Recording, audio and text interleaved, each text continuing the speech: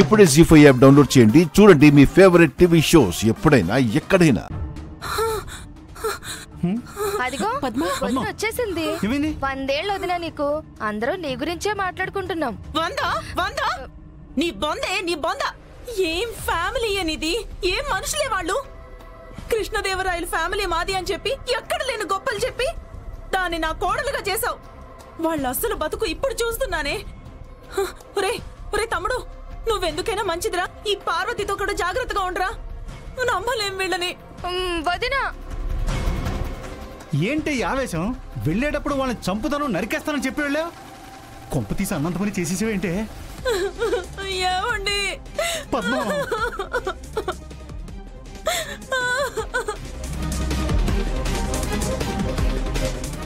ఏమైందో చెప్పకుండా ఏడుస్తావేంటే? అమ్మా అమ్మా, చారు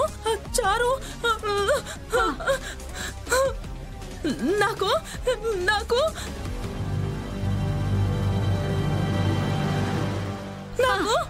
ఏంటమ్మా? ఏమే చెప్తూ ఏడవకే, చెప్పి ఏడవే. మాకెవరికి అర్థమై చావట్లేదు. ఆ చారు నాకు పెద్ద చావి తీసుకొచ్చిందండి. అన్నయ్య చెప్పాడు కదా అని ఆవేశపడకుండా మంచిగా వాళ్ళ ఇంటికి వెళ్లే లోపే లోపల అరుపులు, కేకలు. ఎందుకే?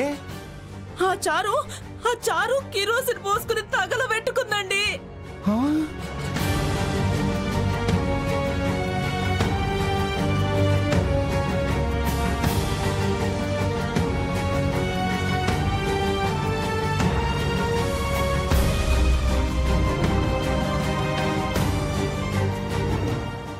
ఆ ముక్క వాళ్ళమ్మ గౌరీ నాకెదురొచ్చి ఏడుస్తూ చెప్పిందా, మంటలు అర్పకుండా ఎక్కడికి పోతున్నావు అన్నాను నేను. బయట తడి దుప్పటుంది తెస్తాను, ఈలోపు ఈ నీళ్లు చల్లుతూ ఉండు వదినా అని నా చేతికి నీళ్ల బకెట్ పట్టించి వెళ్లిపోయింది. ఈ లోపు నేను భయపడిపోయి నీళ్లు చల్లుతూ ఉన్నాను.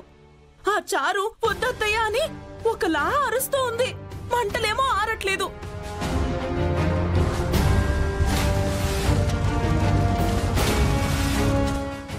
ఈ లోపు తడి దుప్పటికని వెళ్లిన ఆ గౌరీ దుప్పటితో రాకుండా చిట్టిపాటికి తీసుకొచ్చినట్టు చుట్టూ ఉన్న జనాలను అందరినీ తీసుకొచ్చింది. చూడండి, చారుని వాళ్ళత్త తగలబెట్టింది చాలక ఇంకా కిరోసిన్ చల్లుతుంది అని నటించడం మొదలు పెట్టింది.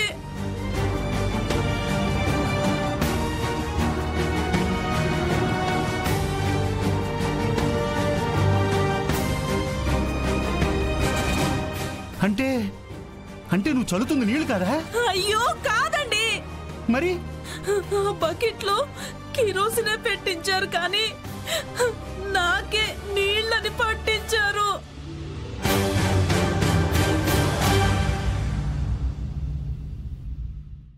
జీ5 యాప్ డౌన్లోడ్ చేసి అన్ని ఎపిసోడ్స్ పూర్తి ఉచితంగా చూడండి.